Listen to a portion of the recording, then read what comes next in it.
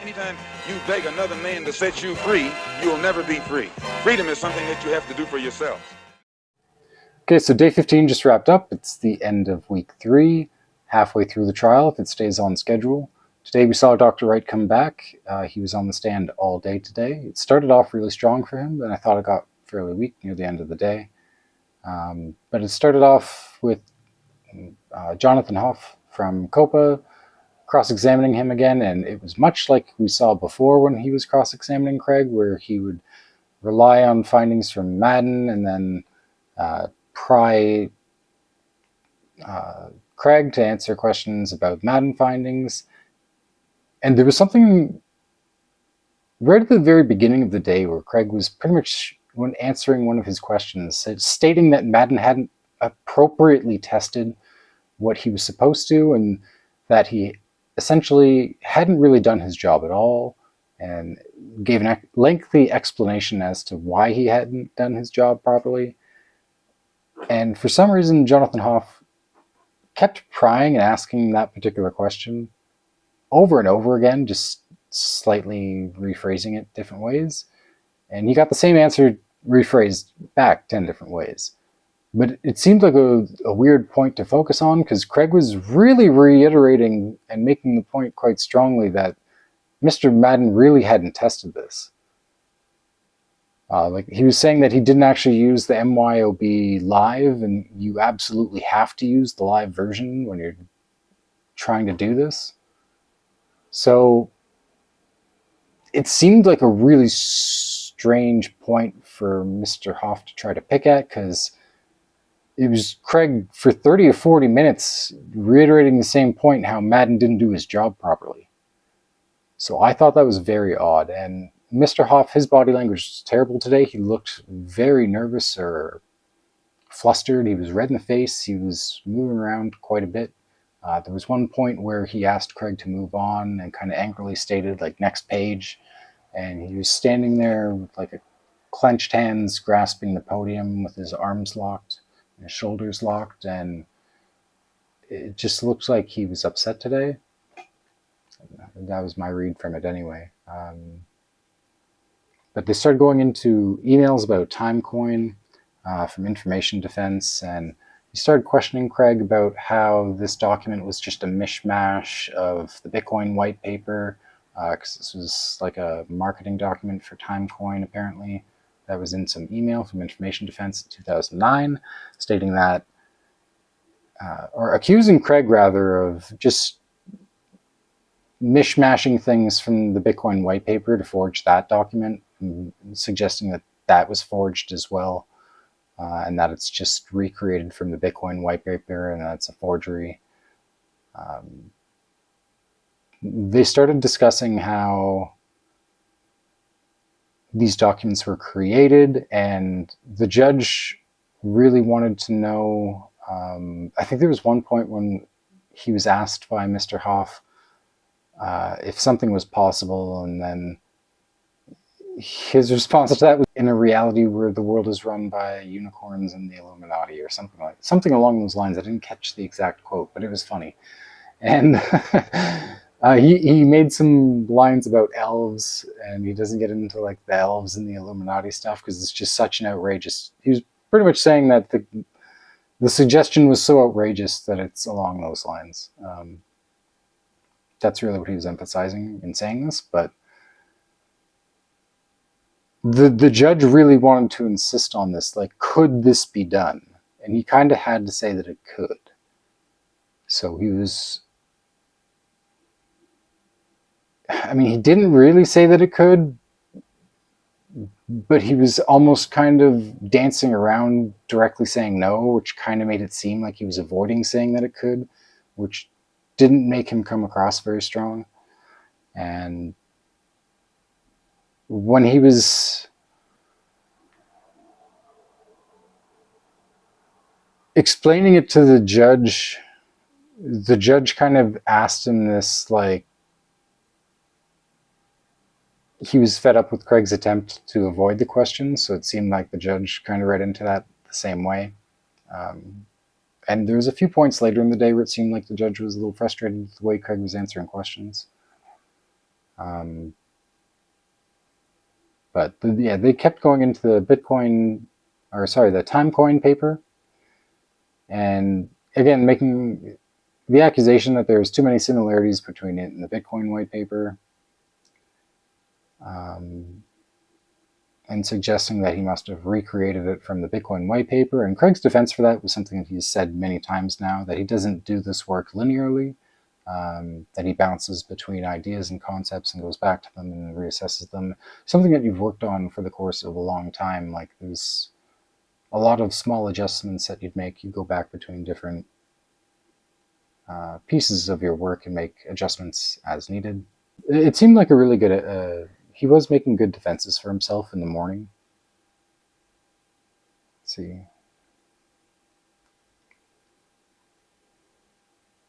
They started talking about how Timecoin used block header analysis of SPV, and how that differentiated it from Bitcoin. And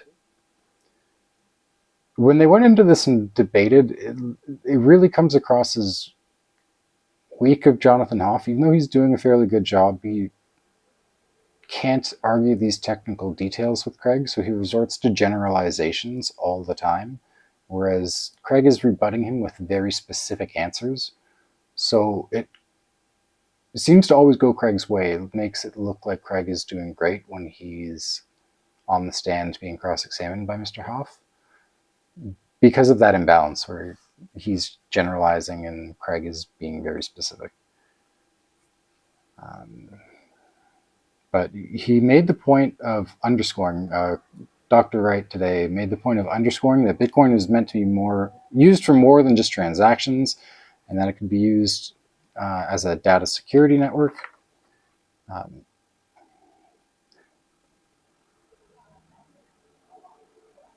Then they started going into some domain name registration stuff. A lot of that was very technical, but not a lot came out of it. It was Craig pretty much saying again that they were wrong in their findings, but actually citing all this credible information that's public knowledge. So it seemed like if you're just reasonably watching these proceedings, that Craig was pretty much just destroying them for the first half of the day. Like, he really did a great job. And Jonathan Hoff looked, again, off his game today. He looked very weak. And I don't know why he focused so much at the beginning on getting Craig to emphasize how Madden hadn't done his job properly. It seemed very odd to me. Let's see, after lunch, they came back and started talking about the chain of custody from the white paper, and that's when the dev lawyer took over, so the developer's lawyer took over. They had their demonstration today. They talked a little bit about the LaTeX file. Craig said that the LaTeX file, the submission of the LaTeX file at the end, like the late submission of these LaTeX document, wasn't a slam dunk for him, and that his legal team and his team in general, they never considered it a slam dunk.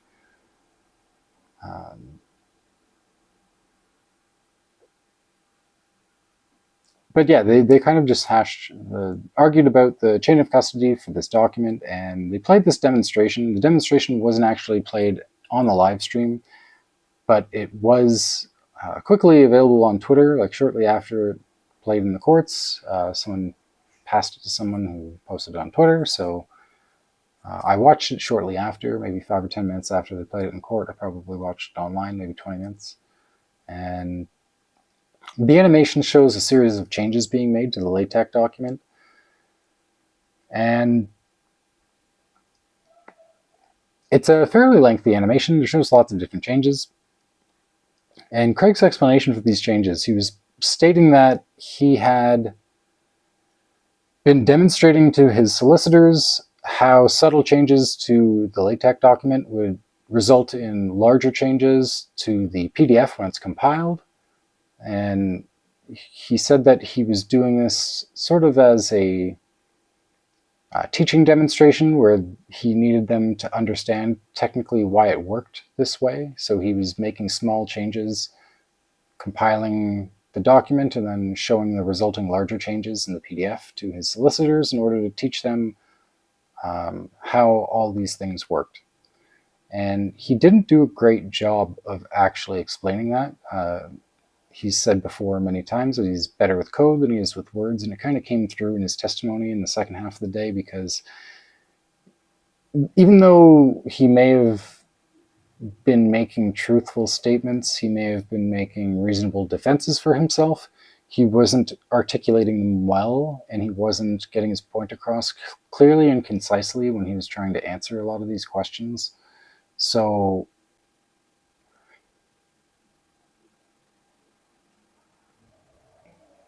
it was a little bit frustrating to watch Craig answer, because his answers were almost non-answers. I don't know if this is part of him having Asperger's, where he was maybe focusing in on something other than what was the primary subject of the question, just because of the way he was,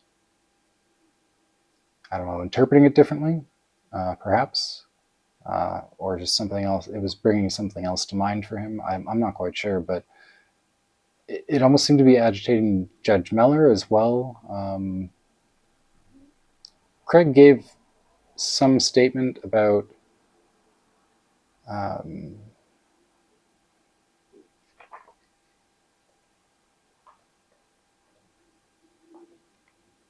why he hadn't disclosed to the courts that this demonstration had been done on this document for the sake of educating his solicitors,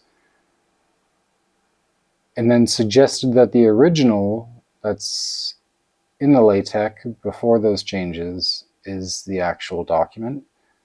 Why did he present the document after those changes had been presented or to his solicitors as the original?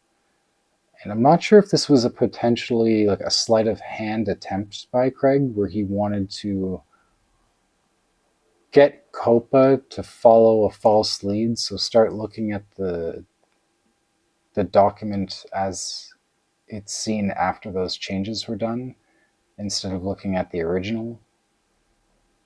But I feel like, I mean, Justice Meller made he reasoned it out on his own fairly quickly just by listening to this, and immediately interjected and insisted that Craig explain it. And this is where things started to go downhill for Craig, because his story just didn't seem super believable.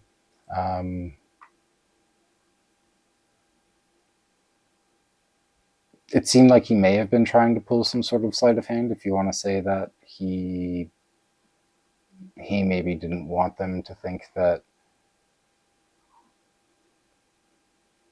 it was the original, so that he could confuse them and essentially do what he may have just did.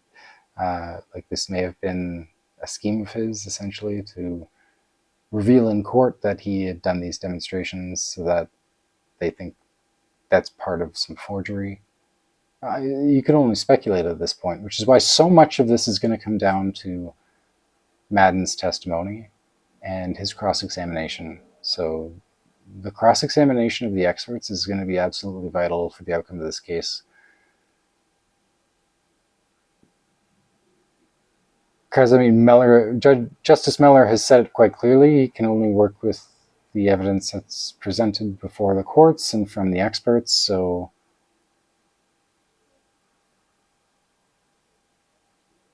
I'm really curious to see what happens. I think they said Madden's coming in on Monday. I'm pretty sure I heard that. I might have been wrong. I'll correct that if I'm wrong. But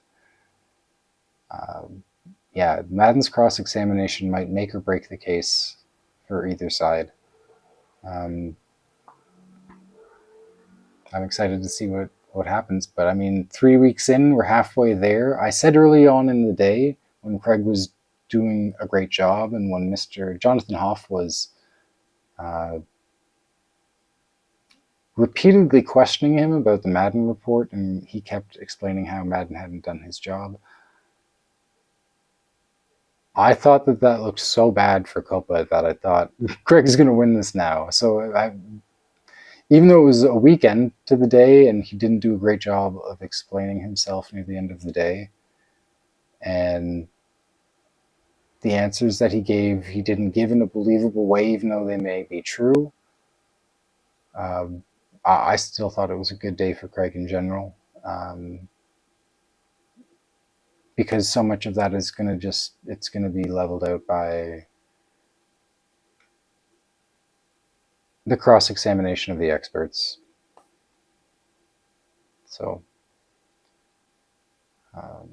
there's a lot of this case is riding on the cross-examination of the experts at this point. 3 weeks left to go. I came into this thinking Craig is Satoshi, thinking that I had a great deal of confidence that he would probably win. In the second week, I maybe lost a bit of that confidence and maybe regained some of it again this week, but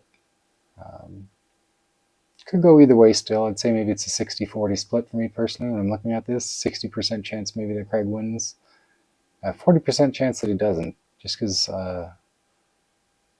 I think he's going to get some of those I think he's going to demonstrate that some of his primary reliance documents are not forgeries. And depending on which ones those are, those may add quite a bit to his case. So that's just what I think. If I'm just giving you my honest opinion, that's my take on it so far. So yeah, excited for Monday. Like, share, and subscribe.